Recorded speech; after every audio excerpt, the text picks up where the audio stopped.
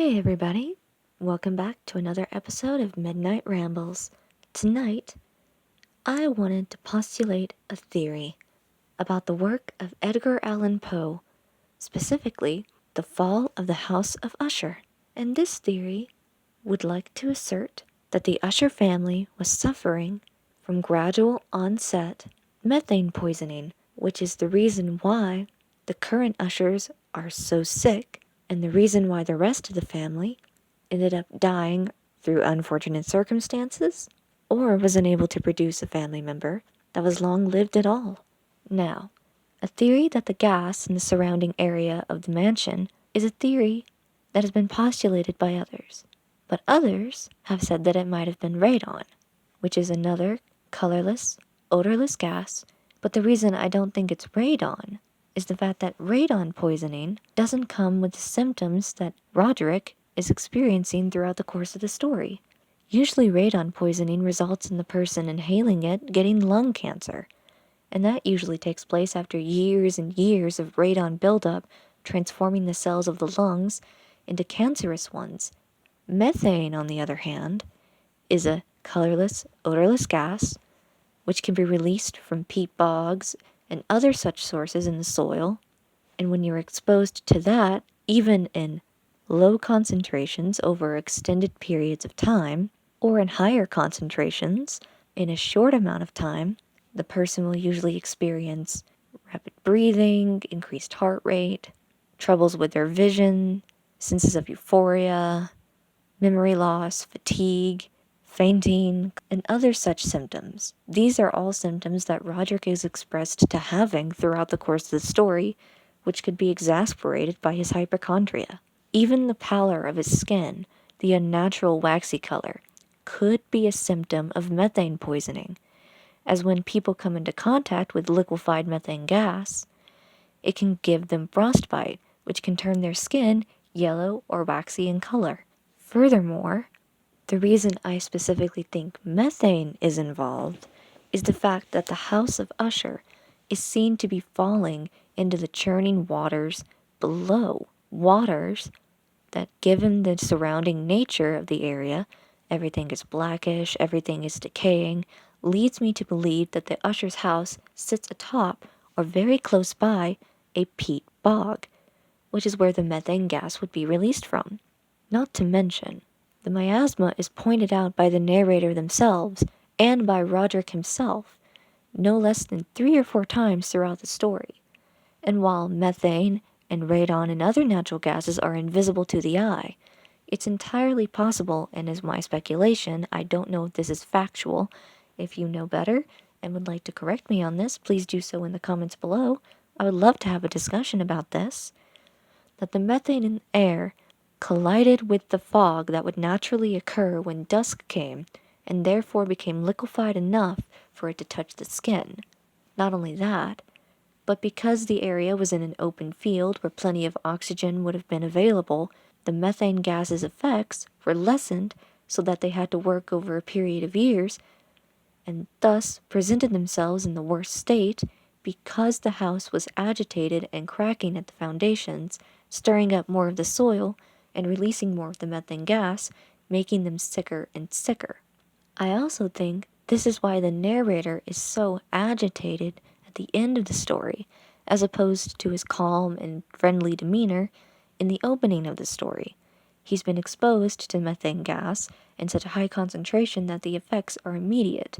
He struggles to get out of bed, the gloom around him is oppressive, he's struggling with his eyesight, which is another symptom of methane poisoning. But the most telltale sign, I would think, is the fact that Madeline can get up and claw her way out. If it were truly a malady illness that had taken her life at the end of the story, or even put her into a coma-like death, how on earth could she possibly have revived herself? Oxygen.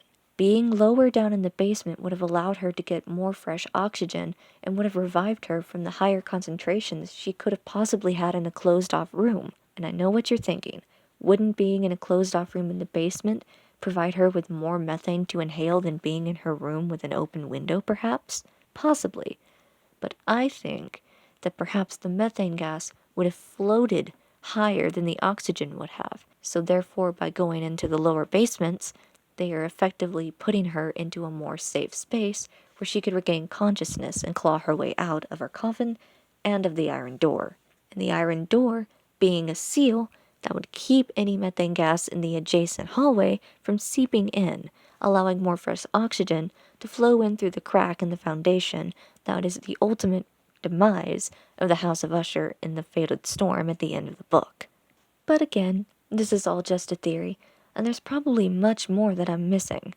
And I really don't even know if it's methane that's the only culprit. It could be a combination of methane and radon, could be a combination of poor diet, it could actually even be a general nervous disorder, which in fact, Roderick could have anxiety, which would exasperate everything that he was feeling from methane or any other malady and illness that he happened to have.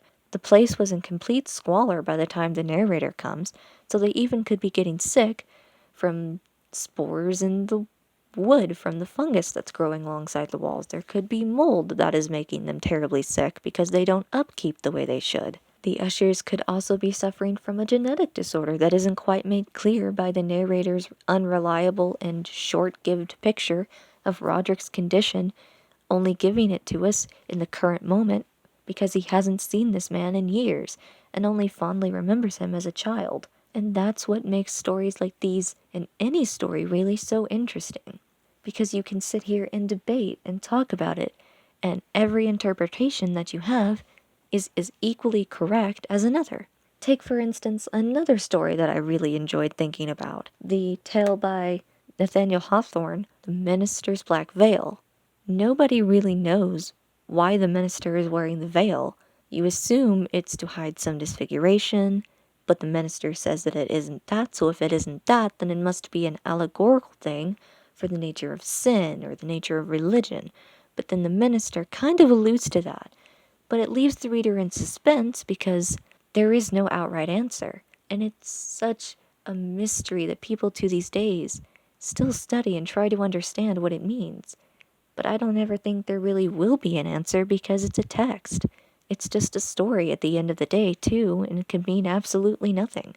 But the mystery of it, of never knowing and of being able to find new things that can support the evidence of the story and finding new ways to interpret it, is what makes studying books in English as fascinating as studying the cells of the body or other mysteries about the universe like the stars of the cosmos.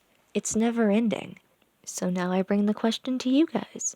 What do you all think is the malady that's affecting the House of Usher, both in the book and even in the past? Do you think that if the Ushers had moved, they would have been able to become better?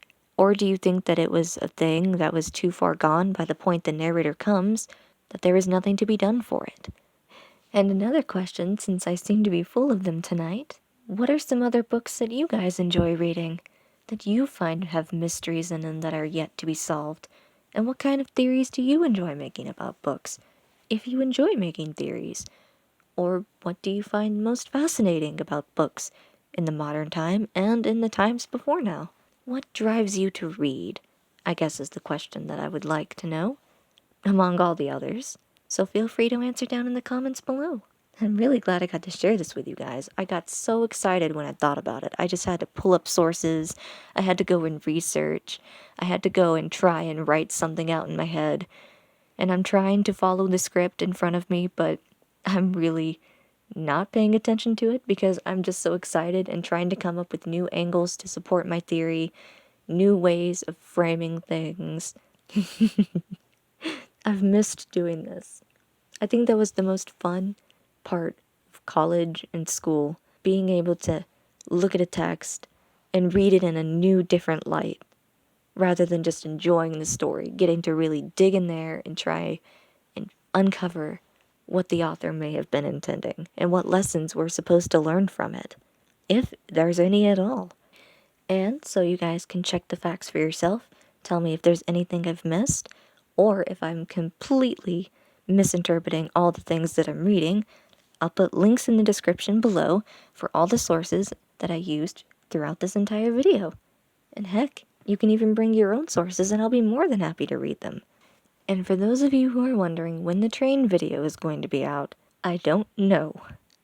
I need to get excited and ready to record it, but every time I tried to record the train video, in the back of my head, all I could think about was, hey, Edgar Allan Poe, do the thing. So I just decided, heck it, record this first, then do train video. And I also have to work more on the script for the next part of the Midnight Stories. I've been incredibly lazy this week and not really writing like I should have been. But that's a-okay. I'm not gonna get myself down and out about it. Think I'll leave it off here, you guys. Thank you so much for watching, and I look forward to reading your comments in the section below. And even if you don't, thank you so much for stopping by. It really means a lot to me that you're here. If you like what I do and want to see more of it, make sure to subscribe and hit that notification bell. Until next time, everybody, this is Erisai Xerxes, signing out. Bye, guys!